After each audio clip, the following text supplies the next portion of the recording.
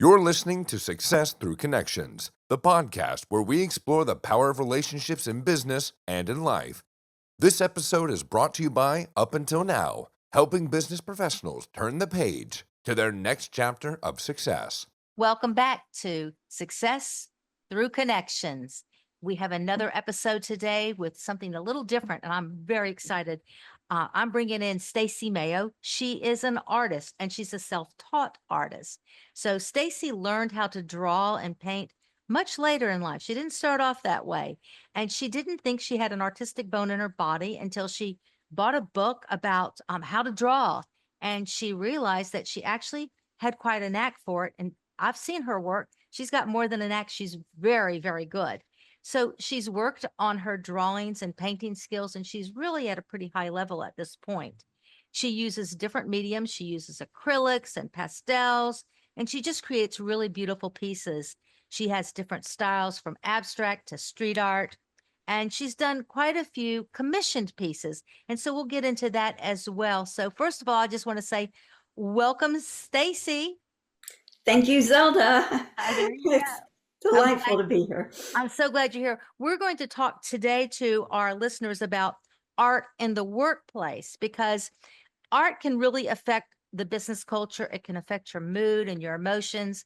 I know when I go into buildings, one of the first things you see is the art. I mean, they're all over hospitals and office buildings, and it's just unique pieces. So I know it has a big play, and I want to get to that in just a second. But first, I'd like for you to share with us your journey as an artist. I mean, how did you get into art, and what inspires your work? Well, I started out as a photographer very, very young, probably around age 16. I really got into photography and loved it and bought increasingly higher levels of cameras and discovered I had quite an eye for photography and had my photography later in life, not earlier, much, much later in life. Um, Probably about 10 years ago, or well, more than that, maybe about 12, 15 years ago, started exhibiting my photography and won honorable mention for it at an exhibit in Atlanta and had it around town at different places and got really a lot of acknowledgement for my photography. And then at one point, I just like was drawn to drawing. And you shared my story about never thinking I could and finding out that I could. And my interest just kept growing and growing. And all I wanted to do was try different ways, different methods. And it's my kind of thing to see what else can I do. I love change and trying new things and finding out what I'm able to do. So I started out doing comic kind of drawings, comics, and then when I moved to Asheville, I started doing portraits. My first portrait was of Stevie Wonder, and my second one was of Mick Jagger. And I realized I can do this. And then I did an abstract mountain scene looking out my window in Asheville. And then I just kept expanding to beach scenes because I now live at the beach and love the beach and would use my photographs as references. And then I just started exploring things like cubism recently and abstract expressionism and impressionism, and just have found I enjoy doing all of them and seeing what else is possible. It gets me out of my box. Mhm. And it also provides different people with the styles that they particularly like. That's true. Do you have a favorite piece that you've done, or even a favorite piece that you've done for someone, for someone's business even? I do have a favorite piece that I've done for a business. It is an abstract multimedia, and I wish I could show it here, but I can't. But it has colors and angles that have it be very it pops. What I want to say is popped. Your eye is drawn to it. It has gold, purple, green, blue, and those are the main colors in it. What's the And story behind that piece? the story behind that piece is a great story. So I was in Aruba one year, and there was a lot of art in the hotel I stayed at that I thought was beautiful and multimedia. And it turns out this artist was giving lessons. Oh, So I decided to do a one-on-one lesson in her home with my husband to learn her technique. And so this painting is as a result of learning her multimedia technique, where she used all kinds of textures. Like there's fishnet in it. There's this piece in the middle that's 3D that looks kind of like a guitar, but it's not a guitar. Um, so it really draws you. She thought I was really brave. Like we got to pick pieces, and she thought I was really brave in the pieces I picked to put on my picture. But it was like it was just what I did. I didn't think of fascinating. it as brave. I just thought of it as what I was drawn to. I call this picture abstract geometry, and it's because every angle that you look at in it, which it has many, provides you with, like if you're sitting in your office, something for you. So, an example would be a certain angle would help you focus more. And if you're looking at gold, it reflects back to your thoughts to help you focus and remember what you wanted to do or say in a project. And Interesting. if you look at the green part of it, it helps you calm. Sure. And same with the blue. And so there's so much in it for someone who's in an office Yeah. and can look at it and get a lot of support. In addition to, I think it's beautiful. I love it. Um, I see a and lot of so, art yeah. in I see a lot of art when as in real estate, I've shown some apartments to people, and when I go into their lobbies or their reception areas, they're absolutely stunning pieces of work, just gorgeous. It's like, I want that work.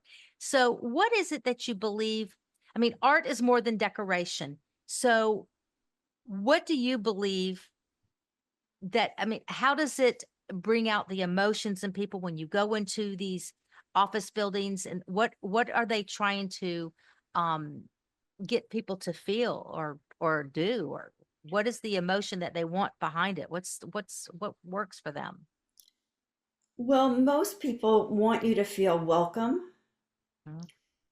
and want you to be happy to be there.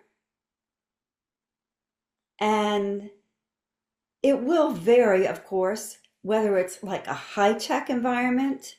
So a high-tech environment in the lobby would be something more innovative and progressive, For whereas instance, a hospital lobby would be something more like a landscape or something more calming and serene. so how does art impact your mood and your creativity and productivity in an office? If I'm in an office, how does that affect me? More than you would think. I mean, it's one thing to think it's pretty, which you may or may not think it's pretty, but um, again, the colors affect you, the scene affects you. So, for example, orange opens up your creativity. Red is good if you want to be in an environment where you need a lot of physical movement. Okay. Um, and it kind of helps you just vibrate higher, want to get up and go. So it's really good for any environment because we don't want to be sitting all the time. Um, so again, blue I in see an blue ocean everywhere. scene helps for flow, like flow of thoughts and ideas with an Makes ocean scene sense. will help That's that like the way. ocean is blue and it's flowing, so that makes. Yes, exactly. So are there specific types of art that are better suited for an office environment as opposed to others? Like there's the abstracts and then there's the landscapes. Is there something that's better suited for different types of environments in these offices? Well, there's a lot of similarity, and it really depends on your taste and the environment and what your business is about. So, a home office, really needs to go with the environment that, like the office you work in home, the color scheme, of course, you want it to go with. And you can have the theme of your business or not. Um, it does also depend on what pleases your eye and what you want. Do you want to be calm? Do you want to be innovative? So you would likely want several different pieces in your office environment.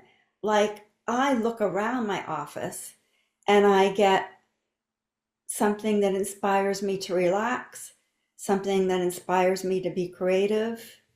So several pieces um, are really good to look around you and see several different pieces that support you in different ways. That makes total sense. So the different colors and the different styles really can affect your mood. If you want to be creative, go look at the orange piece. I've got some art on my wall that's um, orange and purple, and it's just so. My children call it finger paint.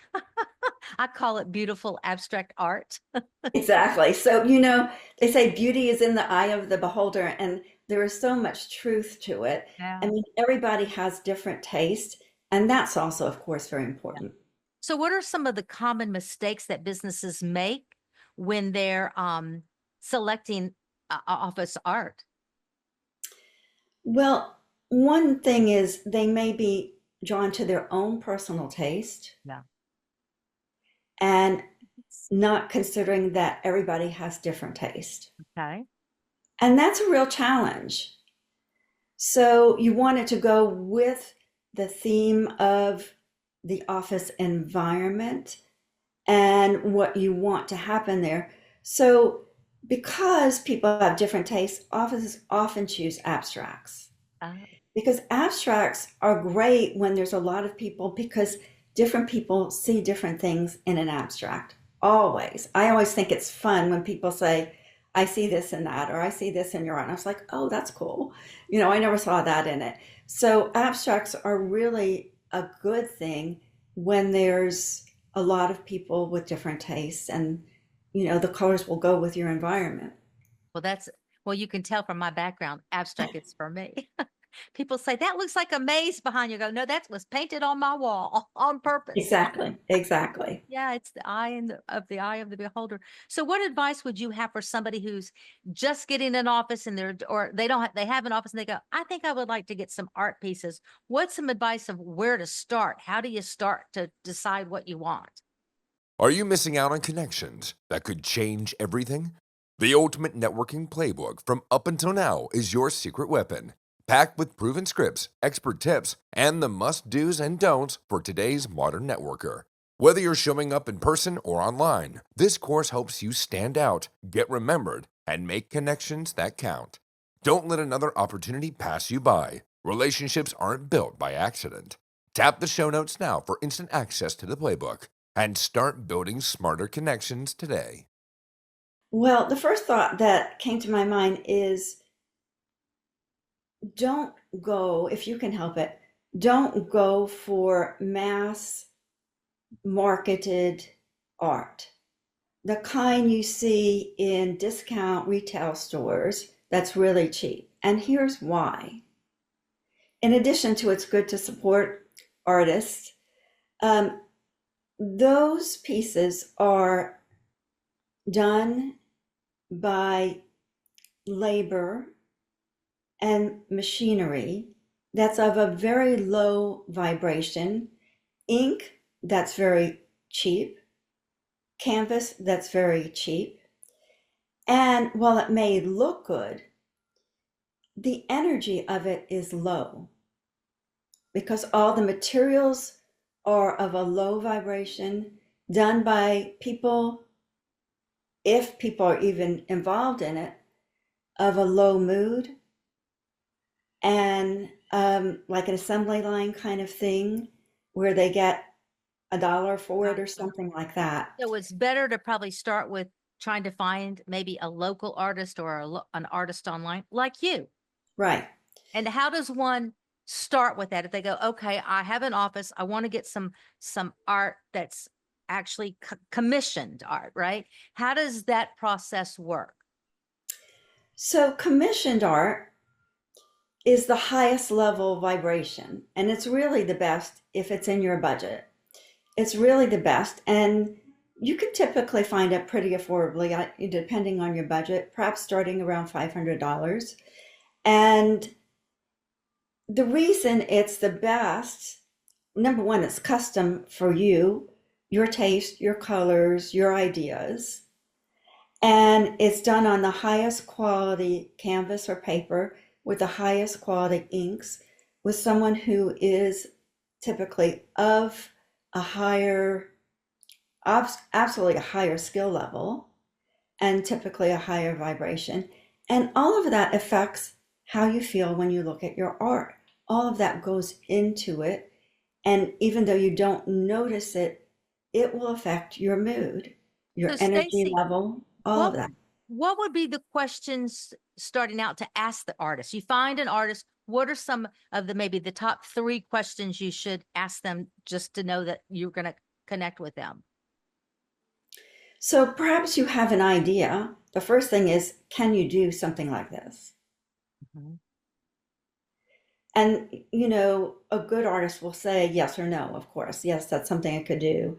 To have some pictures or ideas in mind when you contact someone is a good idea.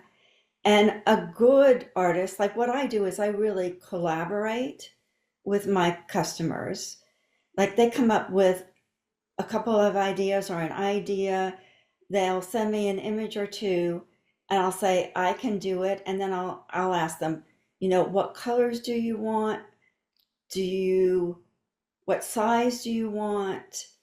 Do you have other things you want to bring into it? And then I'll also look at it and tell them what will work and what won't work. And that's before we ever sign any paperwork. We come together to see, we talk on the phone typically and by email to see if I can do something that they would want. And there's no charge for that conversation back and forth. That's well, because you want to make sure that you connect and you are on the same way. Absolutely. Absolutely. Absolutely. It's So important for both. yeah. Like, I tell people I can do anything you want, but there are certain things I don't want to do. And I'll also say, Exactly. that's not right for me. So do you notice any trends in office art? Anything new coming in? Anything you find that's different and trending? Um, I did recently see something that really excited me, and it's like a combination of vintage art and innovation, like bringing together retro with innovative progressive. And I thought, I love that idea. So it's something I want to play around with and do something with. Abstracts are always in, abstract expressionism is in everywhere. Mhm. Um, Well, I know that you also have different series. I know you have I've seen your wine series. I know you have a street series that I've seen a little bit of, and they're absolutely beautiful with those bold, beautiful colors. So I it's also have an ocean series, oh, I haven't seen that. which Okay. is really, So really popular. so Yeah. in looking for more art, and now that we're talking about your art in particular, if someone wants to hire you to commission some art or they want to just see your gallery, is there a website or how can they reach you to find out more about you and your art? So my website is artbystacey.com, and Stacey is spelled Stacey.com. And on my website, you'll see a lot of different art that I've made into prints. And I print them on stretch gallery, highest level stretch gallery canvas. And they look like originals at a much lower price. And they're available in 4 sizes. And because they're on stretched canvas, you don't have to frame them, or you can frame them if you want. So it's really affordable for people. So that's a good place to go and look. And then if you don't see something you want, you can contact me and And that's see in what your else I might have that you might be looking for, or see if I can commission something for you. I don't have all my art on there. And there's a contact form on my website. Or you can email me at stacy@artbystacey.com. And again, and Stacy is we'll put all of this in our STACY. show notes so people can Okay. see, they can read the show notes so that they can get in touch with you. Stacey, Okay. this has been very enlightening. Thank you so much. It makes me feel better about the abstract art that I have on my walls. I'm in trend. You are in trend for sure, Zelda. Thanks so much for having me. It's Thanks been so fun. much. And so thank you for being on Success Through Connection, Stacey. Talk to you soon. This is Success Through Connections, where small talk leads to big wins. Today's episode was brought to you by Up Until Now, the company helping you master the art of networking.